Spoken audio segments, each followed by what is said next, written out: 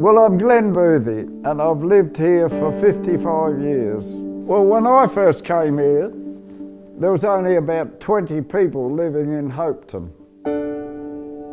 There was lots of shacks and houses, but they belonged to wheat belt farmers from Lake Grace and Newdigate. And when the harvest finished, they all come down, and the town used to really bustle for a month. But there was only one shop and the hotel. There used to be a jetty, and I've seen over 100 people standing on the jetty fishing in the holiday seasons. When I came here, you could throw a line even almost with a bare hook and catch a fish. It was really jumping with fish, but not anymore. It's being overfished.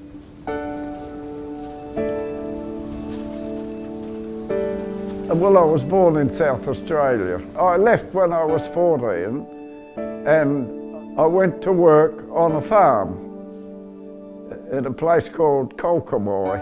I can remember all that. I had a .22 rifle and I used to go shooting rabbits and foxes, and that's what I enjoyed, but I enjoyed the farm work too.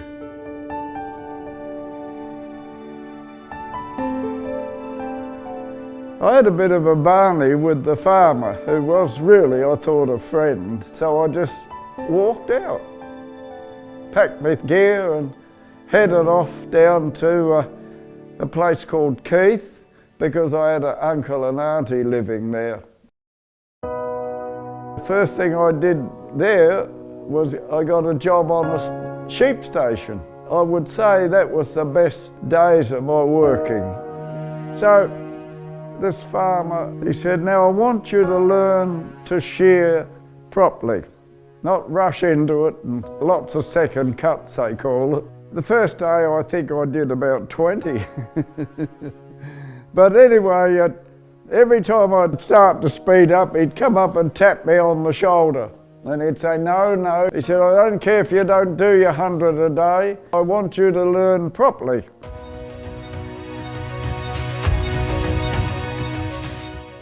An old shearer called in, and he watched me for a while. I was doing about 100 a day.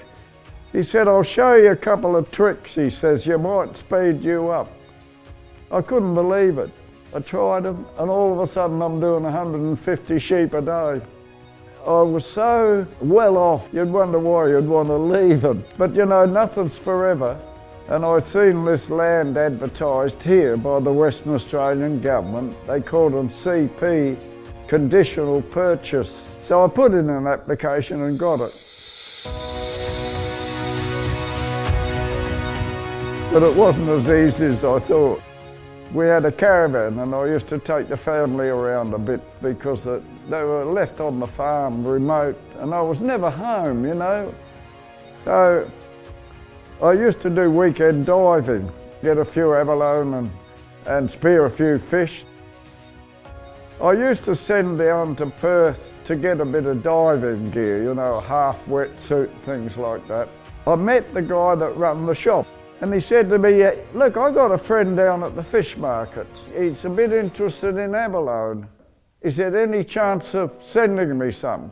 So I went out and got a bucket full of them, put them on the old Hopetown bus because they had a chiller box on the back. In a month's time I got a telegram from him, contact me urgently. He said, I'll take as many as you could get.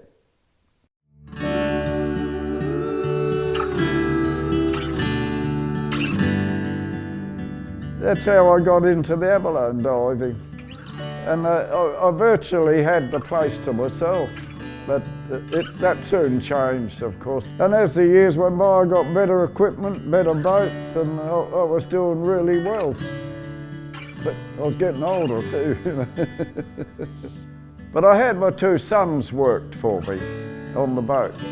When they left school, I paid them a share, so much for every abalone. So anyway, they started squabbling. So I sat down with them and said to them, look, we'll have a vote on this. Now you boys, carry on and work the licence. It's a 7-year loan, and when it's paid off, we'll fully own it, right? Or we can sell it now, I can put it on the market, and you go your ways and that. So they voted to sell it. So I put it on the market and I got a very good price for it. I sold it, had to pay off the loan. Now I paid back $100,000 off of that loan in 10 months. And I still had to pay them $5,000 more than I'd borrowed. And I tell you what, borrowed money is very, very expensive. At that stage it was 20%. People ask me about sharks and that. They're becoming a problem. I've very rarely seen them when I first started, but they feed on schools of tuna. I've seen one come out of the water about 30 metres from my boat, and it had tuna fish in its mouth, and then it just laid over and went back in the water and that. So the tuna are overfished, and the white pointers are looking for food now. I'm semi-retired. I'm still working on the farm, but it doesn't pay. I've got friends in Hopeton. I call and see occasionally, not all the time, but I like Hopeton. I like the people. No, Hopetown to me is hometown. I've been here 55 years. And here I am, still.